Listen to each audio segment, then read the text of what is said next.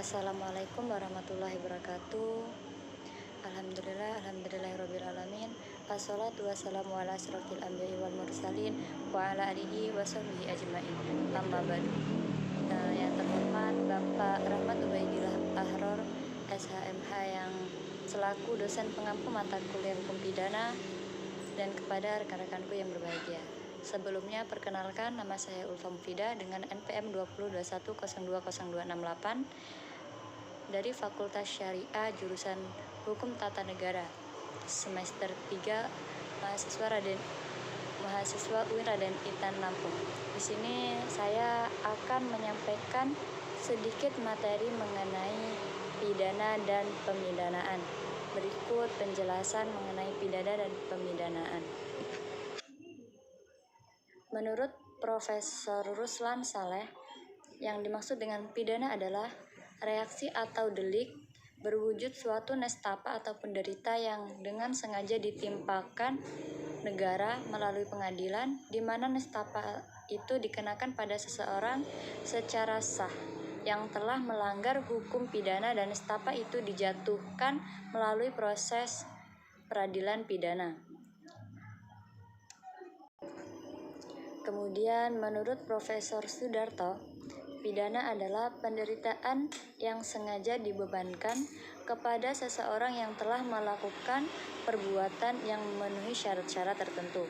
Nah, menurut H.L. Apart, pidana itu harus meliputi nestapa atau konsekuensi lain yang pada dasarnya tidak menyenangkan, kemudian ditujukan pada pelaku atas tindak pidana yang dilakukan. Yang ketiga, ditunjukkan harus pada tindak pidana yang melawan aturan ataupun legal rules. Yang keempat, dilakukan oleh orang yang berwenang terhadap pelaku. Yang terakhir, dijatuhkan oleh lembaga yang berwenang yang diatur dalam sistem hukum atas tindak pidana yang telah dilakukannya. Nah, kemudian jenis-jenis pidana dalam KUHP terbagi menjadi dua bagian. Yang pertama pidana pokok dan pidana tambahan. Pidana pokok pada pasal 10 KUHP terdiri dari 1. Pidana mati, yang kedua pidana penjara, yang ketiga pidana kurungan, yang keempat pidana bersyarat, dan yang terakhir ialah pidana denda. Kemudian pidana tambahan meliputi pencabutan hak-hak tertentu, perampasan barang tertentu, dan pengumuman putusan hakim. Selain daripada itu, ada beberapa tujuan pidana. Yang pertama yaitu mencegah terjadinya kejahatan ataupun perbuatan yang tidak dikehendaki, dan mengenakan penderitaan atau pembalasan yang layak kepada pelanggar si pembuat tindak pidana tersebut. Nah, kemudian ada sanksi pidana. Beberapa pengertian atau makna tentang sanksi pidana sebagai berikut. Sanksi hukum pidana mempunyai pengaruh preventif atau pencegahan terhadap terjadinya pelanggaran norma hukum. Pengaruh ini tidak hanya ada bila sanksi pidana itu benar-benar diterapkan terhadap pelanggaran yang konkret, tetapi sudah ada karena sudah tercantum dalam peraturan hukum. Sanksi yang tajam dalam hukum pidana membedakannya dari lapangan hukum yang lainnya.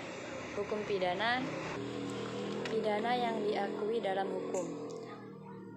Hukum pidana harus dianggap sebagai ultimatum remedium, yaitu obat terakhir apabila sanksi atau upaya-upaya pada cabang hukum lain tidak mempan dilakukan.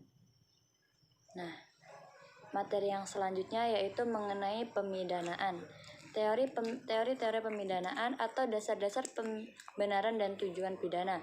Terdapat dua kelompok. Nah, hal ini dibedakan berdasarkan ataupun menurut Flechter, teori absolut ataupun teori pembalasan. Yang pertama yaitu teori absolut dan teori pembalasan.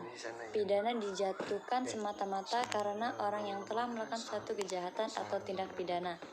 Pidana bukan merupakan suatu alat untuk mencapai tujuan, melainkan untuk mencerminkan keadilan. Menurut John Kaplan, teori absolut ini membedakan antara teori pembalasan dengan teori penembusan dosa. Yang selanjutnya itu teori relatif. Menurut J. Andenes, pemidanaan merupakan perlindungan terhadap masyarakat. Menurut N. Walker, pemidanaan merupakan upaya dalam mengurangi jumlah tindak pidana yang ada di dalam masyarakat. Teori relatif ini dibagi menjadi dua, prevensi, hukuman dijatuhkan untuk pencegahan, dan prevensi umum sebagai contoh pada masyarakat luas agar tidak meniru perbuatan atau kejahatan yang telah dilakukan. Prevensi khusus ditunjukkan bagi pelaku sendiri supaya jera atau kapok tidak mengulangi perbuatan ataupun kejahatan serupa. Perlindungan agar orang lain atau masyarakat pada umumnya terlindungi, tidak disakiti, tidak merasa takut, dan tidak mengalami kejahatan. Kemudian perbedaan antara retributif dan utilitarian. Retributif yaitu tujuannya hanya untuk pembalasan, sedangkan utilitarian tujuannya untuk pencegahan. Yang retributif tidak mengandung sarana-sarana tujuan lain. Kesalahan merupakan satu-satunya syarat untuk adanya pidana. Pidana harus disesuaikan dengan kesalahan si pelanggar dan pidana melihatnya ke belakang. Sedangkan utilitarian untuk mencapai tujuan yang lebih tinggi, yaitu kesejahteraan masyarakat. Hanya pelanggaran-pelanggaran hukum yang dapat dipersalahkan kepada si pelaku saja yang memenuhi syarat untuk adanya pidana. Yang selanjutnya yaitu pidana harus diterapkan berdasarkan tujuan sebagai alat pencegahan dan pidana melihat ke depan. Teori gabungan.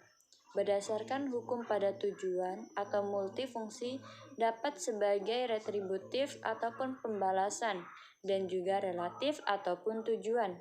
Dari teori gabungan, maka pidana ditunjukkan untuk pembalasan, membuat pelaku penderita, upaya prevensi atau mencegah terjadinya tindak pidana, merehabilitasi pelaku, melindungi masyarakat dan ketertiban masyarakat. Pidana adalah ultimatum remedium. Ultimatum remedium merupakan salah satu asas yang terdapat di dalam hukum pidana, yang mengatakan bahwa hukum pidana hendaklah dijadikan upaya terakhir dalam penegakan hukum. Tujuan pemidanaan.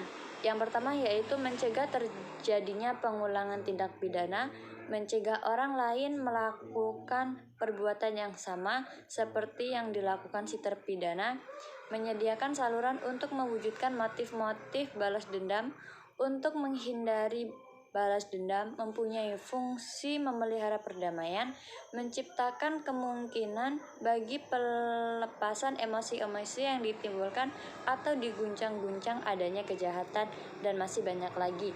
Mungkin materi itu saja yang dapat saya sampaikan mengenai pidana dan pemidanaan. Kurang lebihnya saya mohon maaf dan saya akhiri. Wallahu muwaffiq ila aqwamit thoriq. Wassalamualaikum warahmatullahi wabarakatuh.